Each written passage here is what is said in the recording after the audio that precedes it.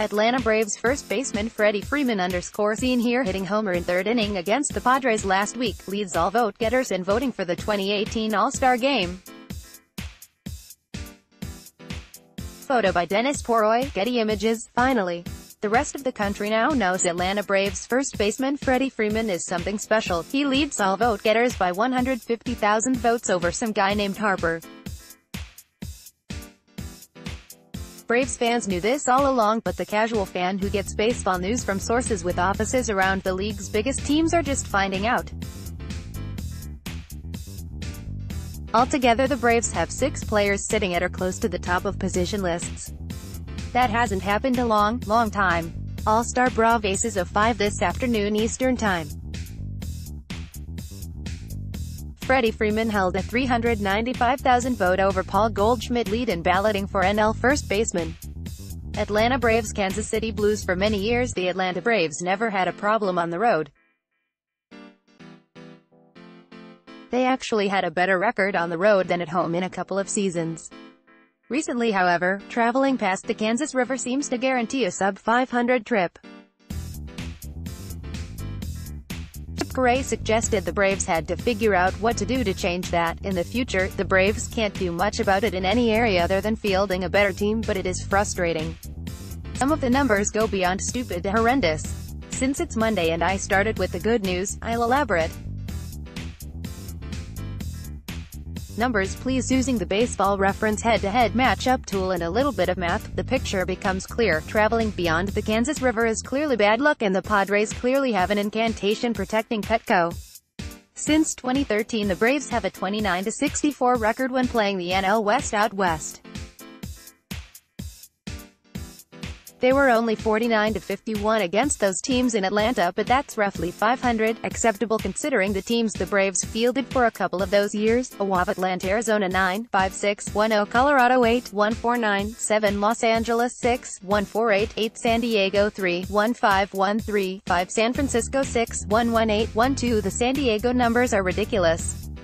Against the AL West, the Braves are 6-10 on the road. Not bad until you realize 2 of those road wins came against the awful 2014 Astros and 3 came against the Athletics in 2017.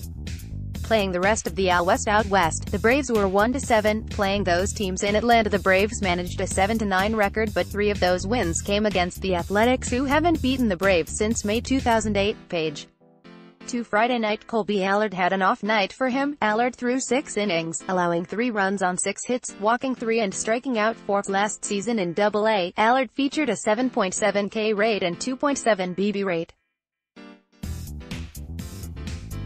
His promotion to Triple-A this season, predictable, saw that BB rate stay steady but his K rate dropped to 5.74. His 2.22 ERA is a run lower than his Double-A ERA of 3.18, but his FIP is slightly higher at 3.54. He goes deeper in 2 games than other pitchers at Triple-A this year. In his 11 starts, he's gone 8 innings, won 7 innings 4 times and 6 innings 3 times, averaging 6 1/3 IP a start.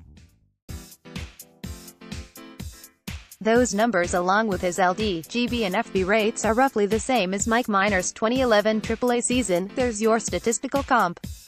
On Sunday, the enigma that is Lucas Sims threw 6 1/3 innings, allowing 1 run on 4 hits. Working mostly as a starter for the Stripers, Sims posted a 1.45 ERA, though he features a 8.44 K9. Fangraphs shows a 5.54 walk rate, 1.36 WHIP and 3.82 FIP.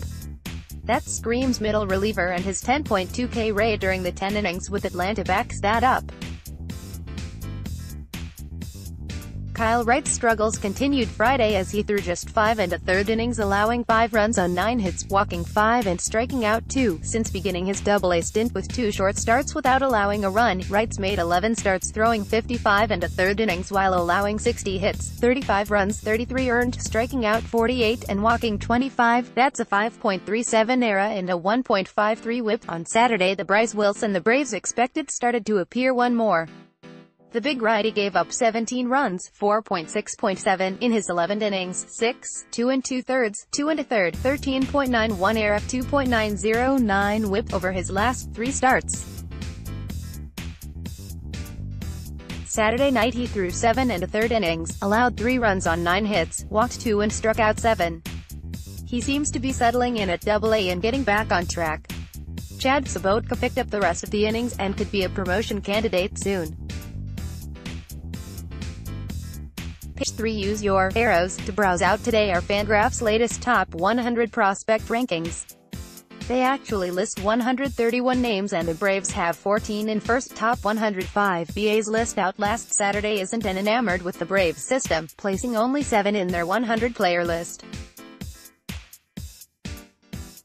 I included it in the MLB pipeline list not updated since the draft, for reference. FV Future Value. That's a wrap. The Braves have a chance to break out from the pack in the next dozen games. Beginning with the Mets tomorrow, they play 14 games against sub-500 teams. The Braves have to grab all they can get in that 15-day stretch because it gets tough quickly afterwards.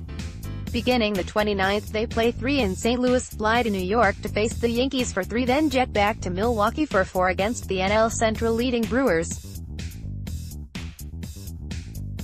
They can't lose the division in that stretch, but playing badly could make it a lot harder to win. Use your arrows to browse.